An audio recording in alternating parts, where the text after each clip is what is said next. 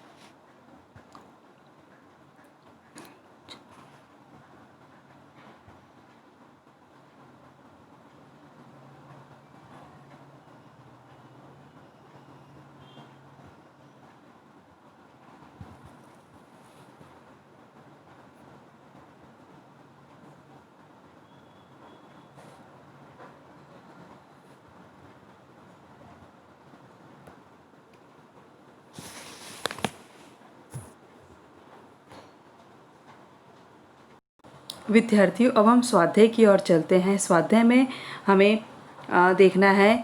स्वाध्याय में सबसे पहले पेज नंबर 19 निकालना है। पेज नंबर हमें 15 निकालना है और पेज नंबर 15 में दिया गया है मौलिक सृजन। मौलिक सृजन में दिया है धन्यवाद शब्द की आत्मकथा अपने शब्दों में लिखिए। अब धन्यवाद हम देते हैं, किस तरह से देते हैं, तो धन्यवाद शब्द को हमें इमेज करके हमें क्या करना है, उसमें उसकी आत्मकथा हमें प्रस्तुत करके लिखना है। तो आप अपने विचार के माध्यम से धन्यवाद जब किसी व्यक्ति को करते हैं तो उसमें जो भाव प्रकट होते हैं उसके माध्यम से आप उसकी आत्मकथा लिख सकते हैं। उसके बाद दिया पठनीय में हिंदी साहित्य की विभिन्न विधाओं की जानकारी पढ़िए और उनकी सूची बनाइए। हिंदी साहित्य की जो विभिन्न विधाएं हैं उनकी आपको जानकारी पढ़ना है और उनको आपकी सूची बना के रखना है। उसके बाद दिया है श्रवणीय, दूरदर्शन रेडियो पर समाचार सुनिए और मुख्य समाचार सुनिए। हम दूरदर्शन रेडियो हमारे टीवी में भी जब समाचार आता है तो हम उसको ध्यान से देखते हैं, मगर दूरदर्शन और रेडियो के माध्यम से भी हमें बहुत सी जानकारी, नेशनल जानकारी हमें प्राप्त होती है, उसको ध्यान से हमें सुनना है।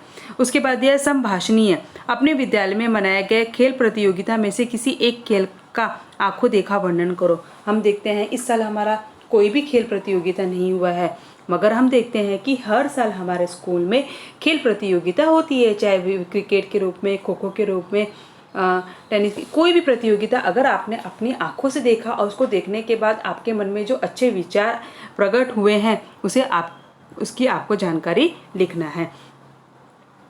ये आपको असाइनमेंट में किए तो ज़्यादा अच्छा है। उसके बाद आगे हम और आपको बता रहे हैं अपने परिवार के किसी एक वेतनभोगी सदस्य की वार्षिक आय की जानकारी लेकर उनके द्वारा भरे जाने वाले आयकर की गणना कीजिए। यानी कि आपके घर में जो वेतन, जिसको हर महीने वेतन मिलता है और उनके वर्ष की आय कितनी रहती है और वो सरकार को कितना आय भरते हैं, उसकी आपको जानकारी लिखना है।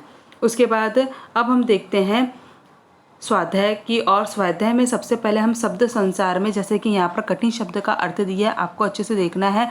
विख्यात यानी प्रसिद्ध, ढोर यानी जगह, दृष्टांत यानी उदाहरण, निभा यानी गुजारा या पालना, एक बारगी यानी एक बार में, अकस्मात या अचानक, समालोचना यानी कि समीक्षा या आलोचना। उसके बाद मुहावरा दिया है ढाढ़स बांधना यानी कि धीरज बांधना, इसका हमें वाक्य में परिवर्तित करना है। अब हम सबसे महत्वपूर्ण देखेंगे, यहाँ पर दिया है संधि। संधि किसे कहते हैं, ठीक है, दो वर्णों के मेल को हम क्या कहते हैं, संधि कहते हैं। यहाँ पर हमें संधि के प्रकार दिए गए हैं।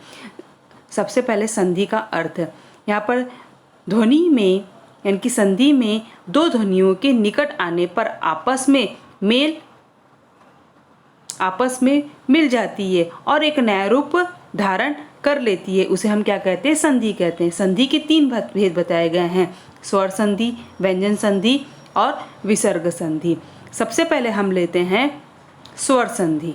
स्वर संधि को हम ध्यान से देखेंगे। सबको पता होता था कि वे पुस्तकालय में मिलेंगे। दूसरा दिया वे सदैव स्वाधीनता से विचर आए। उसके बाद है राष्ट्रीय संपत्ति की सुरक्षा प्रत्येक का कर्तव्य है। अब यहाँ पर हमें स्वर संधि के बारे में जानकारी देना है। तो स्वर संधि में मित्रों, स्वर संधि में स्वर और स्वरों का मेल होता है। जहाँ पर 2 स्वरों का मेल होता है उसे हम क्या कहते हैं, स्वर संधि कहते हैं। जैसे कि पुस्तक प्लस आलय, तो हमें यहाँ पर क्या ढूंढना है, हमें जैसे कि यहाँ पर पुस्तकालय, सदैव और प्रत्येक, ठीक है। इसके माध्यम में हमें बीच में देखना है कि यहाँ पर कहाँ पर स्वरों का मेल हो रहा है। तो सबसे पहले हमें स्वरों का मेल देखना है। तो स्वरों का मेल में हमें यहाँ ढूंढना है। यहाँ पर जैसे कि पहला दिया है पुस्तकालय, पुस्तक प्लस आलय, यानी कि क में क्या दिया है, क में अ दिया है। तो क में जब अ दिया रहता है और आलय यानी कि अ और आ का जब मेल होता है तो ये कौन सी संधि रहती है, स्वर संधि। उसी प्रकार दूसरा दिया है सदैव। सदैव में सदा धन एव यानी कि आ और ए मिला के ऐ होता है, तो उसे हम क्या कहेंगे, सदैव। उसके बाद प्रति प्लस एक यानी कि छोटी ई और ई और ए बना के क्या होता है, ए। तो यह क्या हो जाए, प्रत्येक। तो ये कौन सा हमारा उदाहरण है, स्वर संधि का उदाहरण। उसके बाद दूसरा दिया है व्यंजन संधि। अब हमें व्यंजन संधि देखना है। व्यंजन संधि में उन्नति एवं उत्कर्ष में दैनंदिनी का योगदान अतुल्य है। अब यहाँ पर क्या दिया है, उन्नति। उन्नति में उत प्लस नति यानी कि त त दिया है और उसमें न, त और न से क्या हो जाता है, त और न से उन्नति, यानी कि कौन सी संधि हुई हमारी, स्वर। स्वर नहीं, ये संधि हमारी हुई व्यंजन। व्यंजन त और न का मेल हुआ, तो त और न का जहाँ पर मेल होता है उसे हम क्या कहेंगे, व्यंजन संधि। उसके बाद दिया सम्मान। सम्मान में स पूरा दिया, म आधा दिया है, यानी कि म में क्या नहीं दिया है, म में स्वर नहीं दिया है, म और माँ, तो क्या हो जाएगा, म प्लस माँ। तो म प्लस माँ, तो इसमें क्या दिया है, व्यंजन व्यंजन दिया है, व्यंजन व्यंजन का मेल हुआ तो ये हुआ हमारा व्यंजन संधि। उसके बाद दिया सद्भावना। तो सद्भावना में नीचे हलन दिया है, तो द पूरा नहीं है तो क्या आ जाएगा, सत प्लस भावना। तो यहाँ पर त और भा का मेल हुआ है, यानी कि दोनों क्या बताए गए, हमारे व्यंजन बताए गए। जहाँ पर व्यंजन व्यंजन का मेल होता है उसे हम क्या कहेंगे, व्यंजन संधि कहेंगे। उसके बाद डायरी साहित्य की एक निष्कपट विद्या है। दूसरा है उसकी वही दुर्लभ लड़की खड़ी है। तीसरा है मित्र को चोट पहुंचाकर उसे बहुत मनस्ताप हुआ। अब हमें यहाँ पर देखना है कि क्या हो रहा है, यानी कि जहाँ पर आधा स, मित्रों ध्यान में रखना, जहाँ पर आधा स, ये आधा स जहाँ में निकलता है तो स में किस में परिवर्तित हो जाता है, स विसर्ग में परिवर्तित हो जाता है। तो इस तरह से हमें विसर्ग संधि की पहचान करनी प्लस कपट, यानी कि कौन सी संधि हुई, ये हमारी विसर्ग संधि हुई, यानी कि श, यानी कि का और श का मेल हुआ है तो ये होगा निष्कपट। उसके बाद दुर्लभ। दुर्लभ में दु, आगे ध्यान में विसर्ग आ रहा है और बल, तो ये कौन सी संधि, का और र का मेल हुआ, यानी कि क्या हो गया, दुर्लभ। रेप ऊपर आधा दिया है तो इस तरह जहाँ पर आधा श, आधा र, आधा श इस तरह से दिया तो ये हमारी विसर्ग है। उसके मन, मन आधा स दिया तो आधा स किस में परिवर्तित हो जाएगा, आधा स विसर्ग में परिवर्तित हो जाएगा। मन प्लस ताप, यानी कि कौन सी संधि हो जाएगी, विसर्ग संधि, यानी कि का प्लस स, तो ये कौन सी हमारे हो जाएगी, विसर्ग संधि। अब हम नीचे की ओर देखेंगे, दिया है उपयुक्त उदाहरणों में, एक में पुस्तक प्लस आलय, सदा प्लस एव,